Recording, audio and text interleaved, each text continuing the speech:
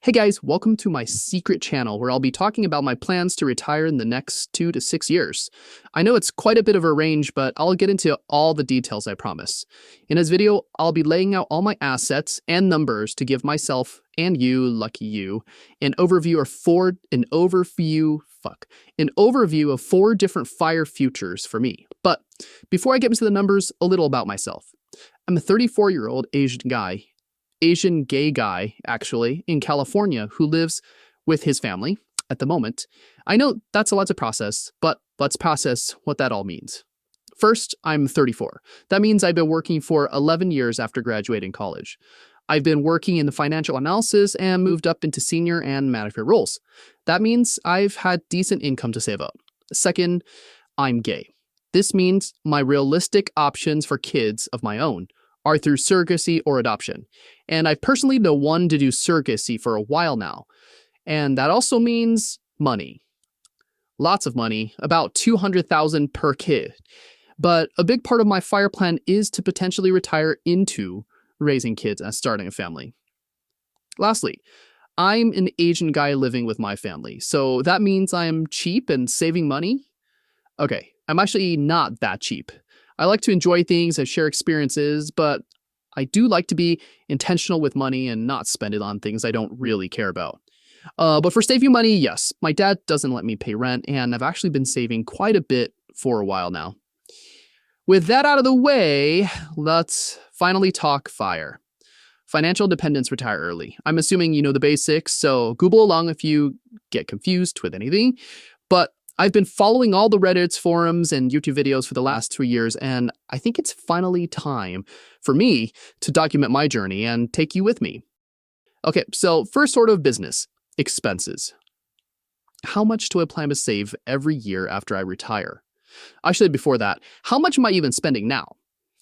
All right, so let's take a look. This section here shows just a quick estimation based on my credit card statements, how much I'm spending every month without paying rent, utilities, and some food, which my dad pays. And this is how much cash I'd need to retire.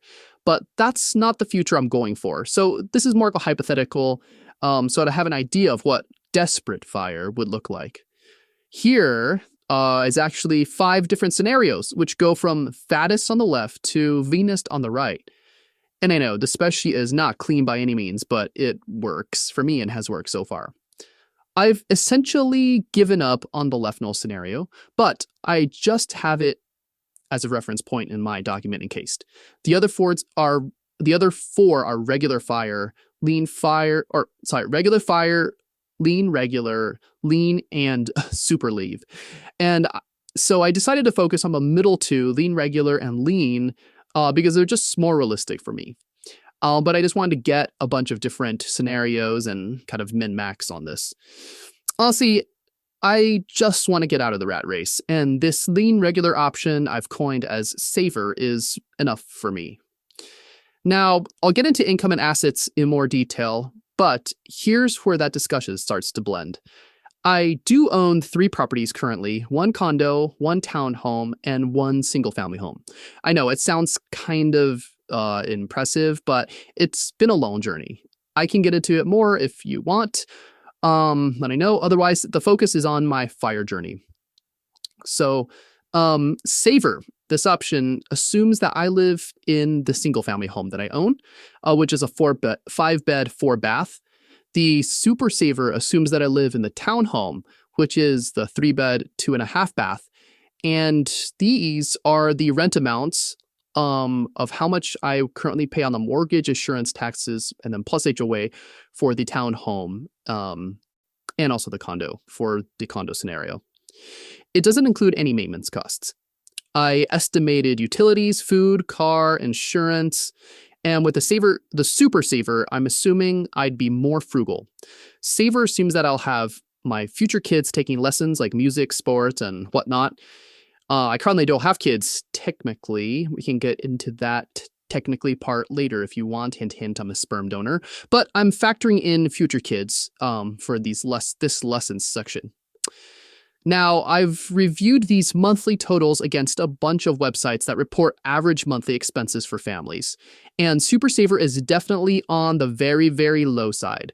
Realistically, 6,000 to 7,000 is going to be where I'll want to be, and that Super Saver 4,000-ish is, that's really low.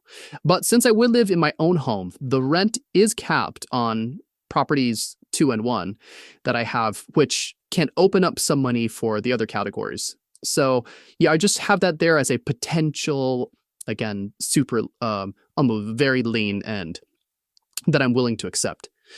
I did a quick 4% rule calculation by multiplying the annualized cost by 25, and these are the fire numbers, 2.1 and 1.3 million. I know, that's a lot. But this is where I asked myself, how much can I push the limits of these numbers? I'll have Social Security in 36 more years. When I'm 70, if I get the max amount at that age, and I have rental income, with my mortgages being paid off in 23 to 28 years. So in a few decades, the money I'll need from savings will actually go down. So, all right, here are the different calculations for annual expenses after factoring in the additional rental income after mortgages are paid off. I have these age brackets because they get paid off in different years, and it assumes that after 70, I won't need any more savings. That takes my SecretFIRE number from 2.1 million to 1.7 million. And if I add in 2 surrogate babies at 200,000 each, well, we're back at 2.1 million. But the 1.7 million is actually within range of between Saver and Super Saver anyway, so I actually feel like this is a pretty safe number to aim for, even if I am trying to go more aggressive. So I did the same thing for Super Saver, and it turns out I wouldn't need more savings after my second mortgage is paid off. So the third property's paid off mortgage and the Social Security would be extra after age 61. The Super Saver fire number drops from 1.3 million to 870K. And if I add 2 kids, that's actually back to 1.3 million again. Yeah, so it's all back and forth here because of the kids. Don't hear me, kids. Okay, time to talk assets. The one thing all these podcasters and YouTubers never share. But honestly, I don't blame them. I'm only doing it because this channel is secret. This confusing section over here is a breakdown of all my assets. My main categories are real estate and liquid assets. My liquid assets are split by retirement and non-retirement. And in total, I have right now 476,000. And if I exclude retirement accounts, I have 270,000 in cash bonds and then stocks, ETFs, crypto. Very little crypto. Don't worry about that. Every couple of days or whenever I like it, I'll check all my accounts and type them in here manually, including my credit card debt to keep this updated. And I have I shouldn't say credit card debt, credit card balance. I pay everything off. And I have a tab where I track all of these snapshots that I do. I count my 3 properties into my net worth as a separate net worth number, but I don't count it as part of my fire number because I do intend to use them for rental income. So they're actually my safeguard against the more aggressive, leaner fire targets that I've set, in case maybe happens after retiring where I need more money, whether it be inflation, medical expenses, or anything really. And I've learned, sadly, recently that dental costs in older age can be really high. And I could sell or cash out refinance in the case that I need to for these properties.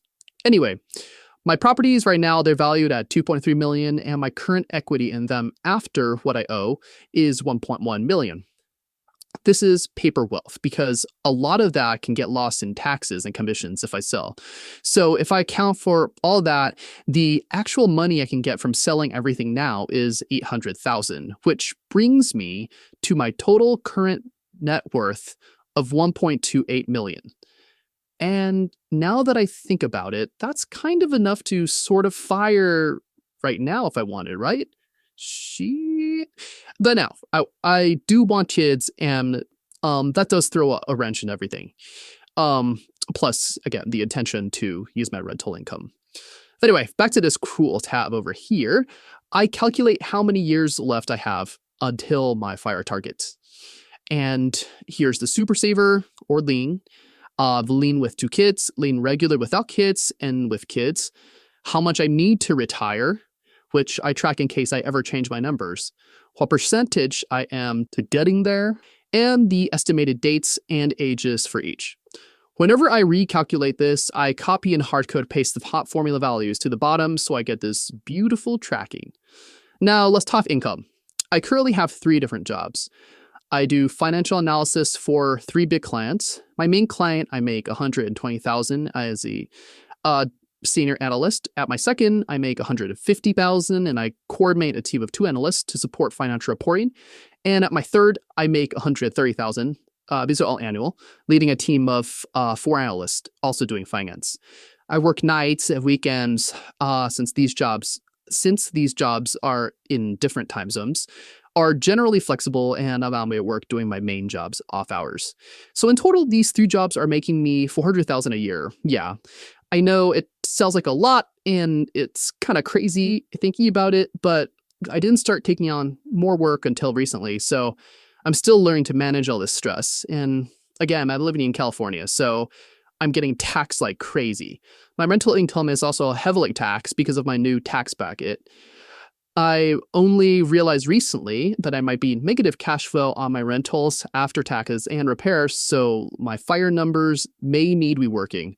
But in my calculations, I'm assuming I'll only get $245,000 after taxes, of which I'll save $220,000, and I've spent $25,000, which I am almost sure will come out more than that. But I'm only assuming my liquid assets will go up 4% a year. From market increases, which in recent months has actually already beat that. So there's some give or take built in already, and I'm currently on track for the target return each. But yeah, that is a lot, and that's the grand overview of all my expenses and assets. And I do intend for this channel to get into more fire topics that I want and need to research as I plan for my retirement. These are the topics like potential places to retire to, especially as a gay guy, as an Asian guy, retiring as a stay-at-home parent, and a bunch of other stuff, etc., etc. So thanks for joining me on my journey. And yeah, if you have any feedback or experiences you'd like to share, I'm all ears. I mean, this is all I read about and listen about recently. But yeah, thanks, SecretFIRE. Thanks for listening, and have a good life.